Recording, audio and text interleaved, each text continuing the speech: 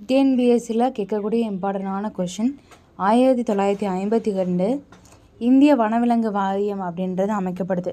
அதுலேருந்து 20 வருஷம் கழித்து 1972 இந்திய வனவிலங்கு பாதுகாப்பு சட்டம் அப்படின்றது கொண்டு வந்தாங்க. அதுக்கடுத்து 20 வருஷத்தில் 92 என்ன நடந்துச்சு அப்படின்றத கமெண்ட் பண்ணுங்கள். 1973 புலிகள் பாதுகாப்பு திட்டம் அப்படின்றத இந்தியாவில் கொண்டு வந்தாங்க. இதனுடைய முக்கியமான நோக்கமே புலிகளை பாதுகாக்கணும், அது மட்டும் அல்லாமல் புலிகளோட எண்ணிக்கையை அதிகமாக்கணும் அப்படின்ட்டு. 1973 இருந்த புலிகளோட எண்ணிக்கையை விட அதுக்கடுத்து 1979 6 வருஷத்தில் இந்த திட்டம் கொண்டு வந்த அடுத்த 6 வருஷத்தில் புலிகளோட எண்ணிக்கை 60% அதிகமாகுது. கிட்டத்தட்ட 3015 புலிகளோட எண்ணிக்கை அதிகமாகுது.